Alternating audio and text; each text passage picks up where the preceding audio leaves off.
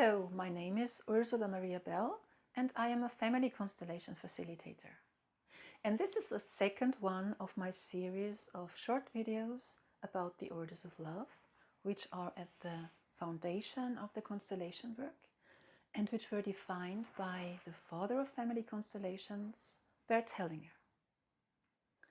In the first video we learned about the system, the family system, and about how important it is to respect the orders of love and why we work with family constellations. In this video, we will learn about the first order of love, which has to do with belonging and the right to belong. So, everybody who has ever been born or conceived in a family belongs to this family, has a right to belong, and is equal in dignity, has to be acknowledged and to be honored.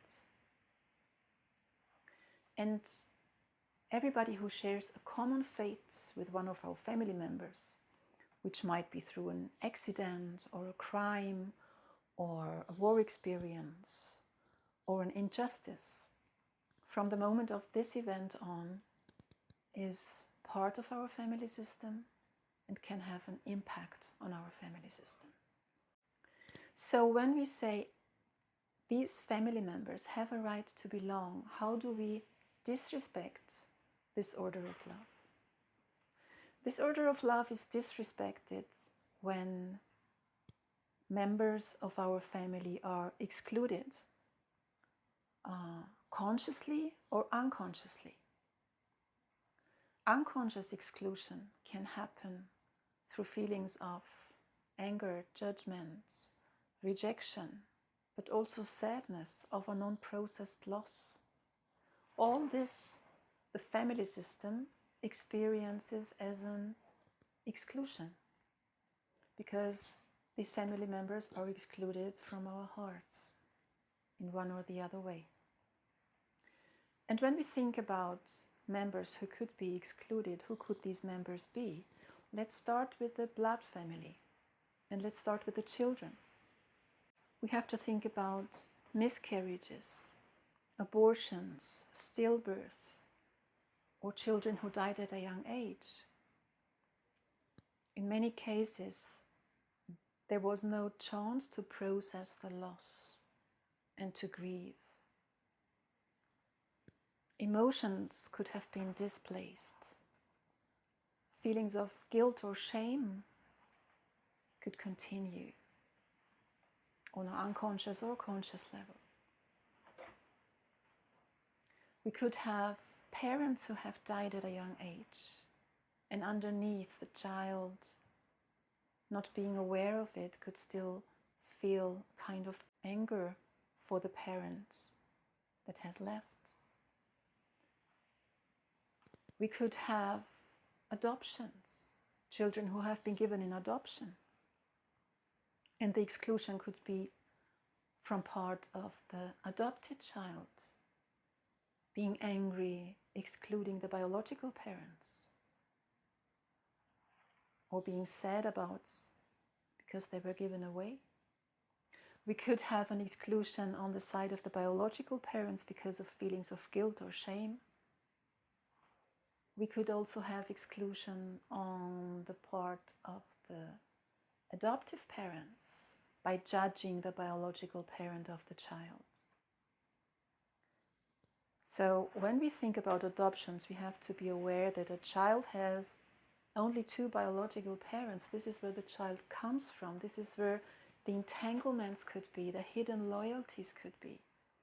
And as much as the adoptive parents can be caring and loving, but if the adopted child has an issue, most of the time healing only comes through the acknowledgement of the biological family, even if they don't know who they are. Then we could think about the black sheep of the family, for example, or people who have not been acknowledged, sent away, disabled family members, addicts, criminals. So maybe other family members have felt ashamed of. All this is experienced as an exclusion by the family system. When we think about marriage's partnership and the partners have a problem and it comes to a breakup and separation and divorce, usually we have an exclusion through blaming the other one, judging the other one, being angry, being frustrated. Sometimes even the children are carried on one side against the other partner. Also, this is an exclusion.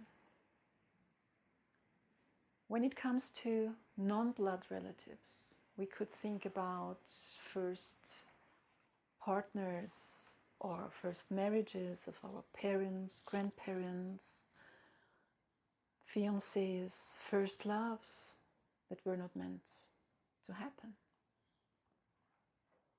So these people the memories of these people could be displaced, or people could talk bad about them because of the one or other reason. There could be people who have experienced a loss or death or an injustice because of one of our family members. Or one of our family members could have lost their life or property, or could have been involved in an accident and become disabled because of another person. And this is a special dynamic because it's a dynamic between a victim and a perpetrator. And from the constellation work, we understood that the bond between the victim and the perpetrator, even though they don't belong to the same family system, is deeper and stronger than the bond with the respective family systems. And until acknowledgement and reconciliation is not reached, and until responsibility has not been accepted and justice has not been done, these two can stay entangled with all consequences for future generations in both systems.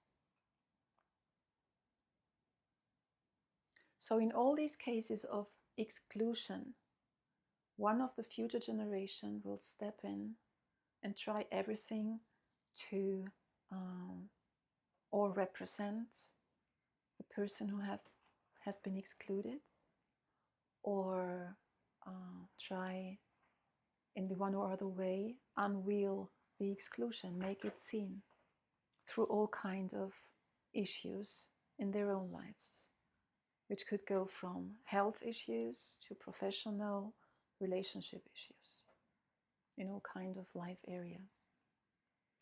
And in a constellation, these exclusions come to the surface, are unveiled, so we can see where people have been excluded, where people are not honored, where people are judged.